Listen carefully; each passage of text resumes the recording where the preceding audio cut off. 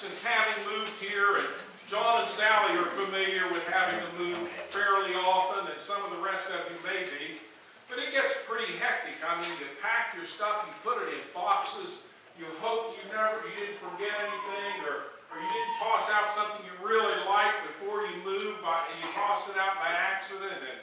And so for the last 5 months, periodically Donna misses something.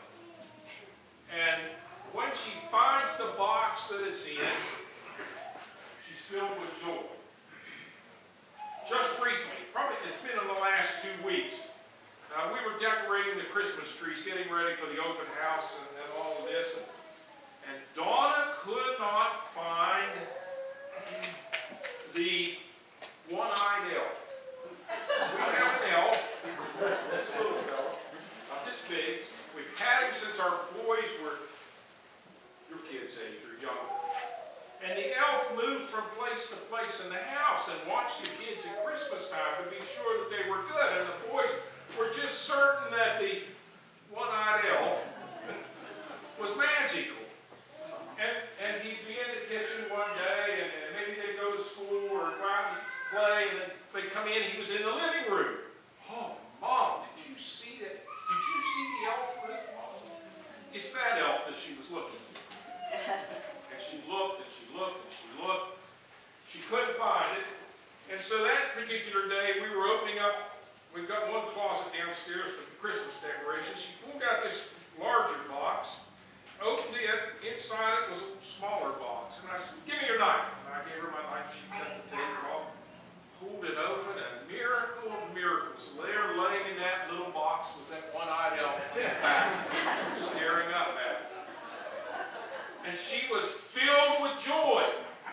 She was joyful over finding the one-eyed elf. The elf came with 2 eyes. Somewhere through the years, he lost one of his eyes. But that's okay with our grandson Ethan, because he spotted the one-eyed elf Saturday before last when he was there.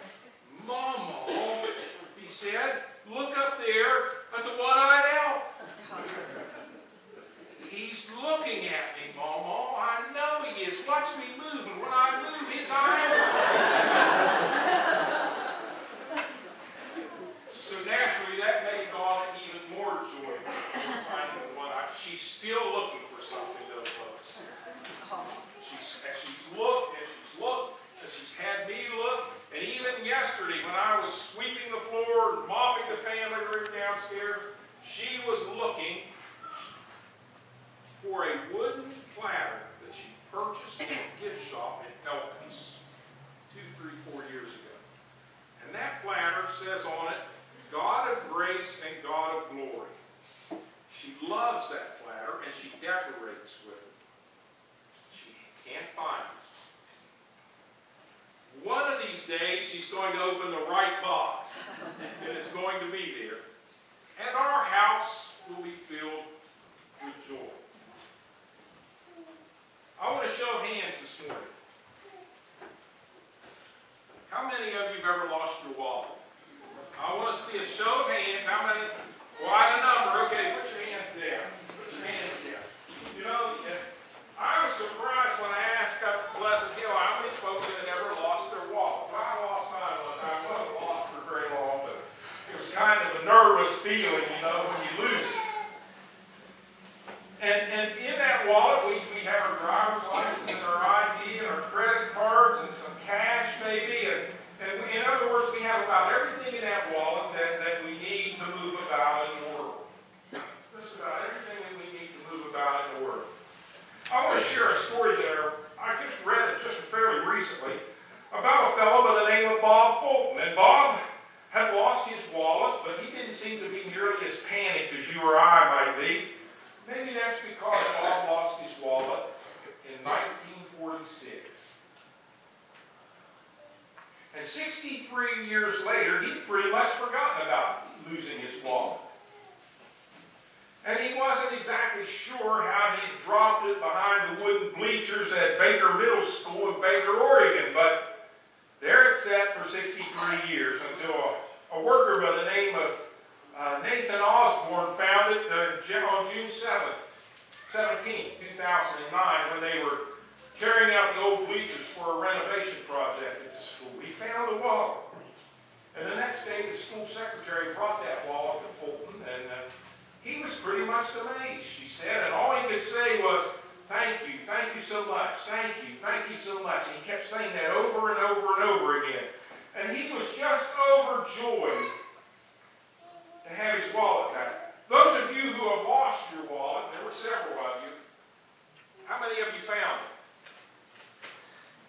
Boy, there was a sigh of relief, wasn't there, when you found it?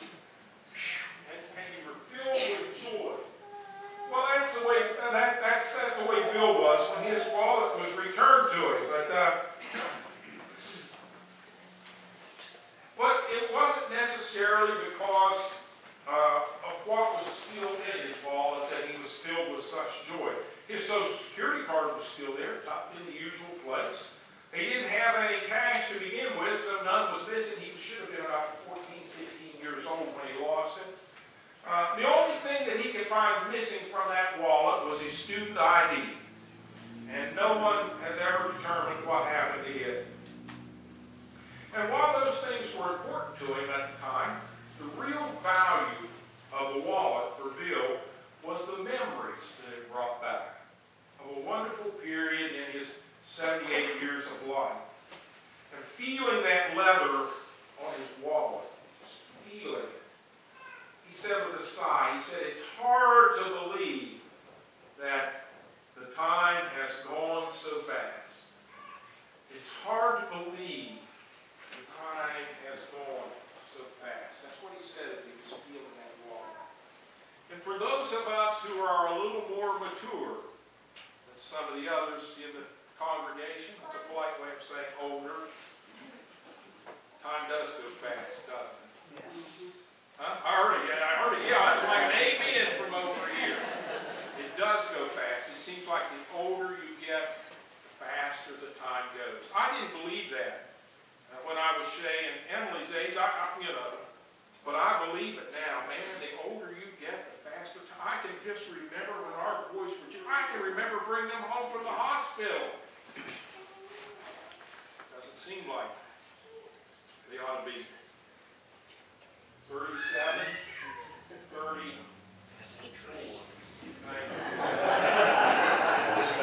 See? 37 and 34 years old. Time goes so fast. And that's what Bill was saying as he picked that wallet up and he just felt it. He felt that leather roll. Where is the time going? How did it go so fast? It's hard to believe, he says, that it's going so fast. And that long-lost wallet reminds Bill that it had all been worth it. And it reminds him of who he is. Finding something that is lost, especially something as valuable as a wallet, that reminds us of who we are, is a cause for relief and for joy. On this third Sunday of Advent, we light the candle of joy and we celebrate the fact that God exposes our lost and hidden identity. And to borrow from the words of the psalmist, He restores our fortunes, God does.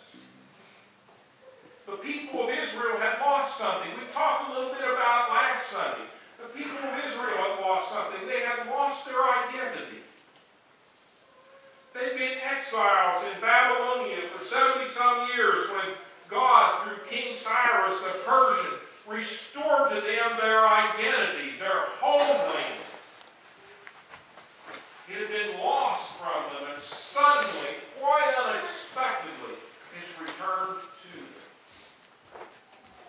And the memory of that sudden restoration brought great joy to them, as it did to Donna when she found the one-eyed elf, and when Bill had his wallet back in his hand.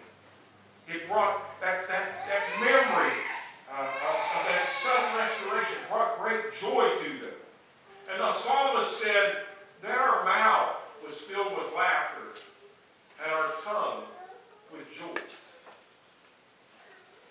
And now, the psalmist said they had a good reputation among the other nations as those for whom God does great things. But you see, the psalmist doesn't dwell on the past, but he invites God to restore the people's memories by giving them a vision of the future, what can be.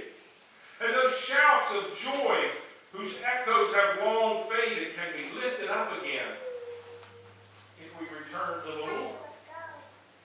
Restore our fortunes, O Lord, prays the psalmist. What good things the people remember about the past, they pray for in the present.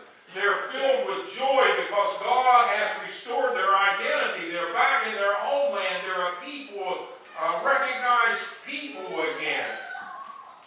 And yet, as I shared with you last week, all isn't well. The temple's destroyed. Walls of Jerusalem are torn down. Foreigners live in the land. Idol worshippers, heathen. And the psalmist prays, restore our fortunes, O Lord. You see, Zion can be restored. Sins can be forgiven. New life can emerge and a fresh start. A fresh start can be embarked upon. And God's forgiveness, the psalmist says, is like, and reconciling love is like waters that flow in a desert. A vision of refreshment as sustenance in the midst of a harsh and brutal reality of sin. And such vision turns weeping into shouts of joy, and the seed of hope can grow into a harvest that will sustain the people. The psalmist teaches us something here. He teaches us that joy isn't just a good feeling that arises spontaneously. Instead, we feel joy most intensely after the resolution of a period of distress. Ronald was distressed over not being able to find the one-eyed elf. And she was filled with joy when she found it. She's been filled with joy at other things she's found in the last 5 months as well. But really with the one-eyed elf. Especially when Ethan Cole looked up at him and he said, Mama, that one-eyed elf is looking at me. She was filled with joy. The psalmist teaches us that joy isn't just that good feeling that rises spontaneously. It's when we feel it most intensely after the resolution of a period of distress. You know, it's one thing to be happy to be carrying around a wallet that we take for granted. It's another thing to find the wallet after resigning ourselves to it being lost forever. It's one thing to live in God's grace when everything is going well, but it's quite another to experience the reality of the same grace after a period when we ourselves have been lost, searching or distant from God. You know, it's not just something you nod and smile about, but like the psalmist says repeatedly, it's something you have to shout about. Like Advent, or like Lent. Advent is a season of preparation and self-examination, of repentance and restoration. Folks, the culture around us celebrates the joy of Easter and Christmas. But it's really more just a general sense of warmth and fuzzy feelings connected to holiday memories with family and friends. It's really not joy. It's just that warm, fuzzy feeling.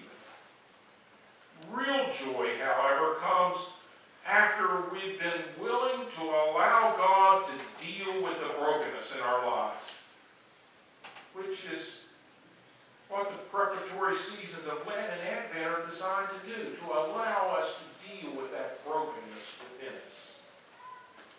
We can't really express the joy of being found, in other words, unless we're first able to name the fact that we've been lost, that our identity's been compromised and our fortunes squandered on things of no ultimate value. And we light the candle of joy during Advent because we want to recognize that the coming of Jesus is the climax of history. And in His life and His death and His resurrection, Jesus has redeemed human history, not only for us, but for the whole world. That's why the babe in the manger, right here, the babe in the manger is the ultimate discovery. When you and I were lost, God came to find us. When you and I were lost, God came to find us. Oh, preacher, I never did. Oh, yes, you have. Sure you have.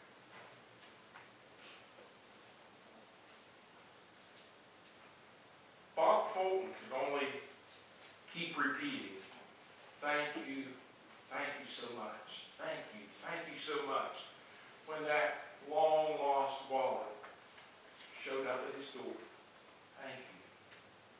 Thank you so much. Third Sunday of Advent is an opportunity for us to say thank you to God for giving us the ability to redeem our memories, restore our fortunes, and to shout with joy. Shout with joy. Folks,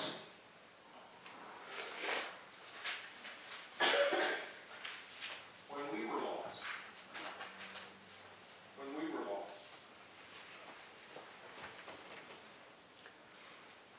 God came to find us. When we were lost, God came to find us. Thanks be to God today for His Son, Jesus Christ. For once I was lost,